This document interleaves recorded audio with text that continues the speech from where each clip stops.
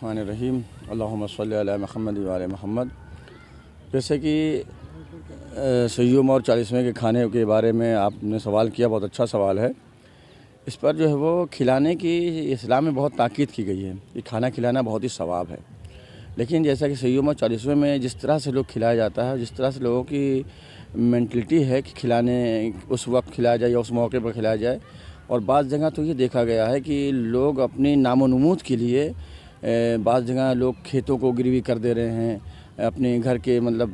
بیوی کے زیور کو جو ہے وہ بیچ دے رہے ہیں یا گروی کر دے رہے ہیں۔ تو اس طرح سے اسلام نے نہیں کہا ہے کہ آپ کھلائیے، بلکہ جو ہے وہ یہ کہا گیا ہے کہ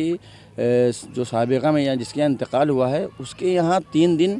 پڑوس والے کھانا بھیجیں، نہ کہ جا کر کے تیسرے دن سیوم کے موقع پر جو ہے وہ بریانی یا دال چاول جو بھی کھائیں، بلکہ باہر کے لوگ جو مہمان آئے ہیں وہ اجازت دی گئی کہ باہر کے لوگ آ کر کے کھائیں، کیونکہ جب باہر سے آئے ہیں تو بھائی کھائیں کہاں، تو ان کے لیے کہا گیا ہے کہ جو مہمان ہیں وہ کھائیں، باقی جو قرب و جوار کے لوگ ہیں یا پڑوسی ہیں تو ان کی ذمہ داری ہے 3 دن،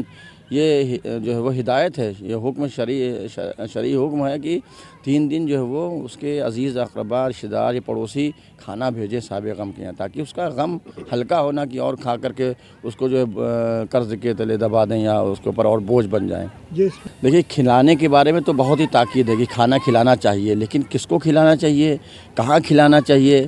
مستحق کون ہے، غیر مستحق کون ہے، اس پر جو ہے وہ ہماری توجہ ہونی چاہیے۔ مرنے کے بعد یہ دیکھا گیا کہ مرنے کے بعد جو ہے وہ انسان جو ہے وہ ادھر سیوم کا تو کسی سے ہی پڑھا دیا گیا مجلس، لیکن جب 40ویں کا نمبر آیا تو پہلے ذاکر کا انتخاب کیا جائے گا کہ دلی سے آئے گا کہ بمبئی سے آئے گا، فلاں آئے گا، اور پھر باورچی کون ہوگا، کہاں سے آئے گا۔ اس سے پہلے شریعت نے کہا کہ اس کے واجبات پر نظر کرو، مقروض ہے تو اس کے قرض کو ادا کرو، اس کے واجبات، نماز چھوٹ گئی ہے تو اس کے نماز کو پہلے ادا کرائیے، روزہ اگر چھوٹ گیا تو پہلے روزے کو ادا کرائیے، اس کے بعد کہ یہ تمام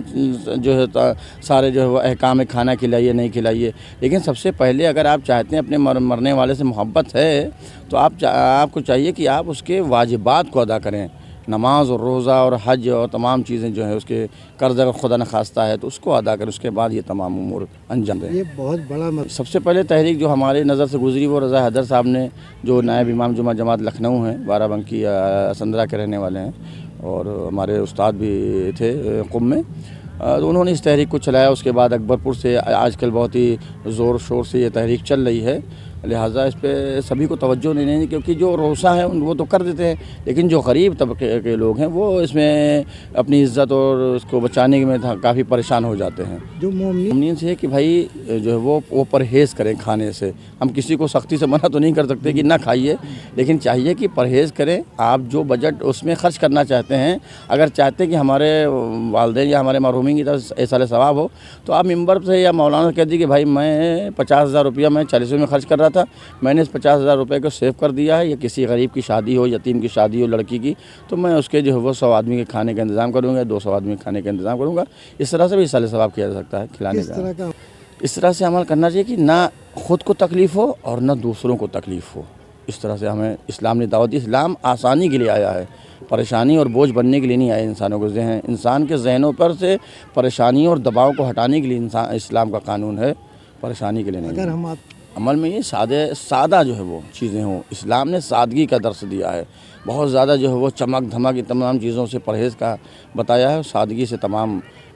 پروگرام اور جو بھی آپ کے چیزیں ہیں اس کو انجام دیجیے، تاکہ آپ کے ساتھ ہر طبقہ جو ہے وہ یا آپ کے خود آپ کے ماننے والے،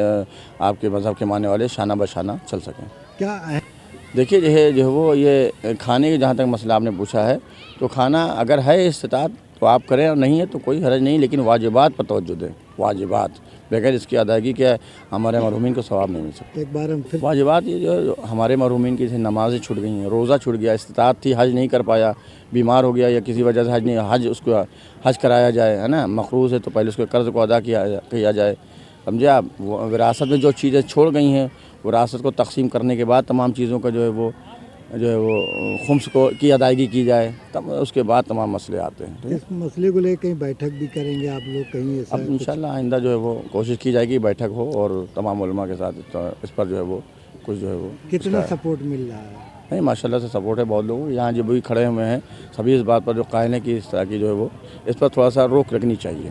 کیا نام ہے؟ ظفر عباس قمی۔